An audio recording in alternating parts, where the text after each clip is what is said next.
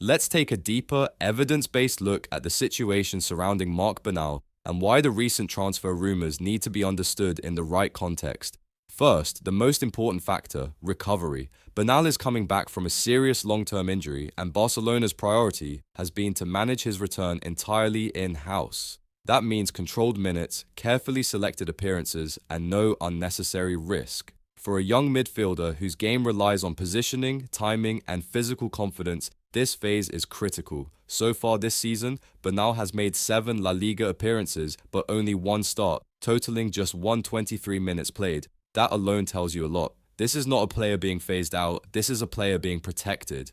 Despite limited minutes, the underlying numbers are encouraging. He already has 1 assist, with an expected assist figure of 0.25, showing that he's contributing creatively when on the pitch. His pass completion rate sits at over 92%, which is exceptionally high and underlines why the coaching staff trust him in possession. In terms of ball use, Bernal has completed 117 successful passes with 80% accuracy on long balls and has been involved in chance creation despite minimal playing time. These are not numbers of a player struggling to adapt, they're numbers of a player being eased back deliberately. Defensively, his data also reflects controlled exposure. He's recorded 3 tackles, 8 duels won, and multiple recoveries, while being dribbled past only a handful of times. Again, this fits the picture of short managed cameos rather than full intensity workloads.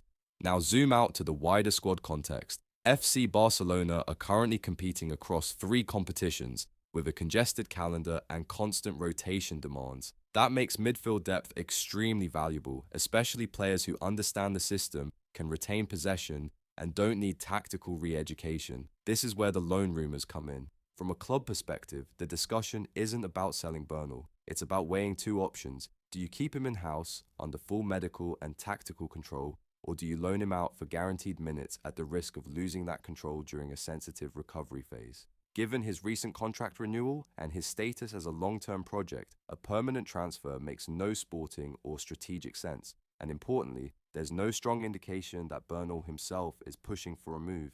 Everything points toward alignment between player and club. When you combine the injury recovery, the minute management, the performance data, and Barcelona's fixture load, the picture becomes much clearer. This is not a transfer saga driven by dissatisfaction or surplus. It's a development case being handled cautiously. At this stage, the most realistic outcome is Marc Bernal remaining at Barcelona, continuing to build minutes gradually and being used strategically across competitions as the season progresses. Any potential loan would only happen if the club believes it accelerates his development without compromising his long-term health.